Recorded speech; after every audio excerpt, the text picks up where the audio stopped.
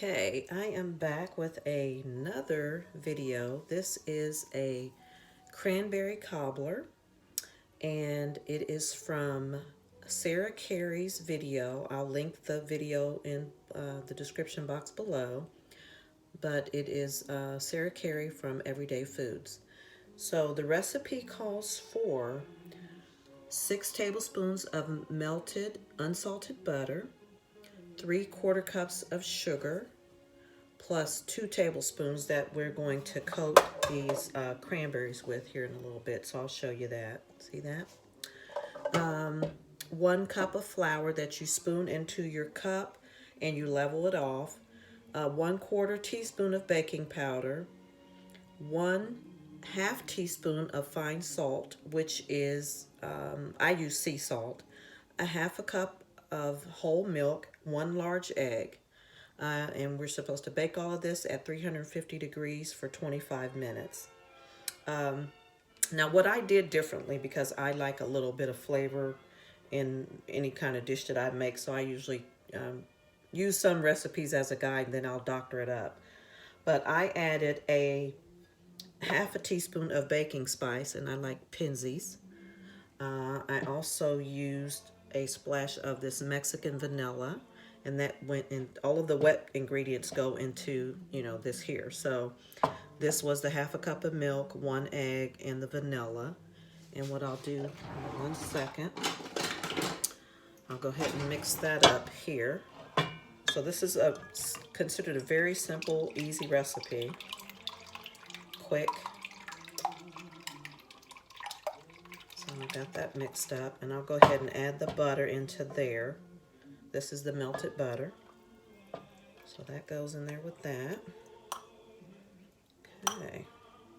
And you're listening to Nat King Cole in the background if you haven't heard or if you don't know.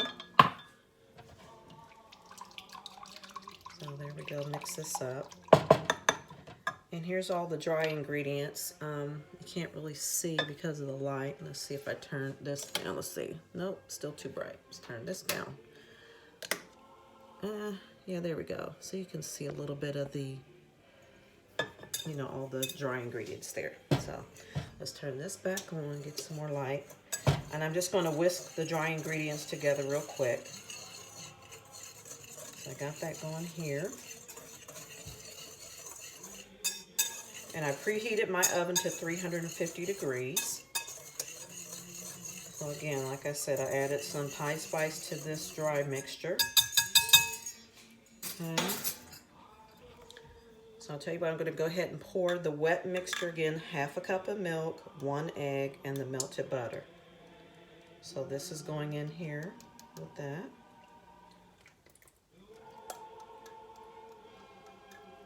Okay, set this over here. I'm going to use my little spatula here to just kind of mix all this together. And this just should come into a nice batter-like consistency. Okay. So you don't have to use a mixer as she indicates. You just, whip all this stuff together. So bear with me. And in the meantime, I'm using a 10-inch cast iron skillet. I melted, added some of the unsalted butter in here that was already softened, but then the melted butter is what you put into the mixture here. So I'm mixing this up to get it into a nice little, I usually smash it along the edges there just to make sure I get the little flour lumps out.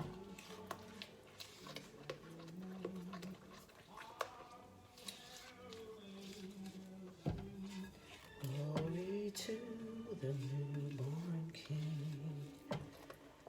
Okay. Now this is mixed up here. I'll show you what this looks like. I'll bring it over a little bit.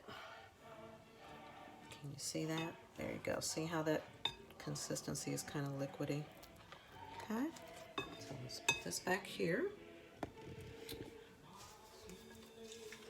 Once this is all mixed up, you just pour this batter into your prepared pan. Let's get the skillet here. And I'll just pour that into there. There we go. Make sure I don't drop my mom's bowl. She had this in the family since I was a little girl. It's a red baking bowl, one of those old school Pyrexes. And almost there.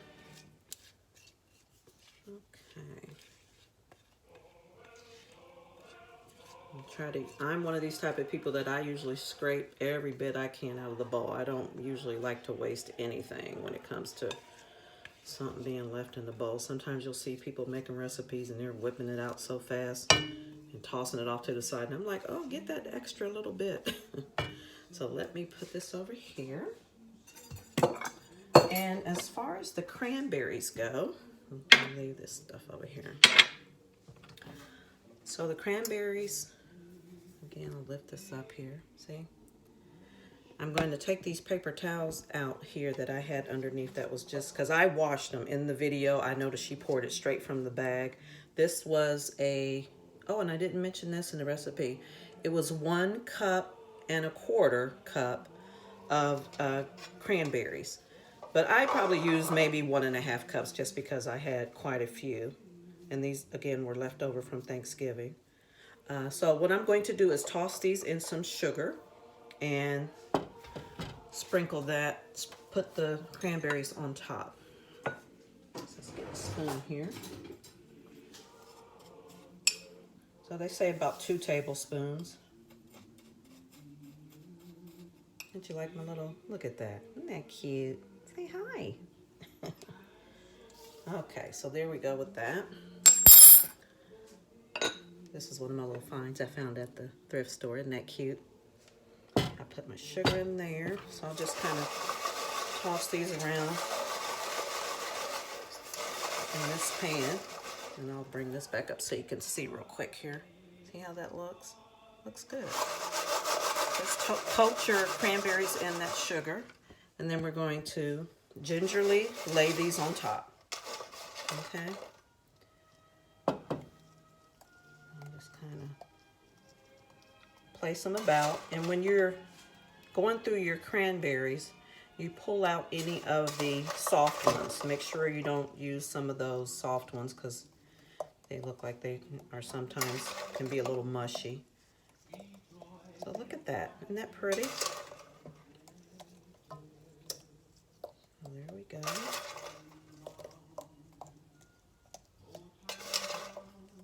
She does it really, really quick in the video. But I just wanted to kind of give it my little spin on it. Okay, so I think I probably have enough there. Put a couple more.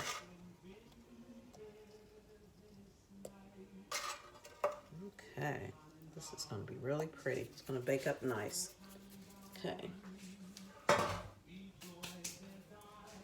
So here we go here. Check that out. Isn't that pretty? So this is going into the oven for 25 minutes.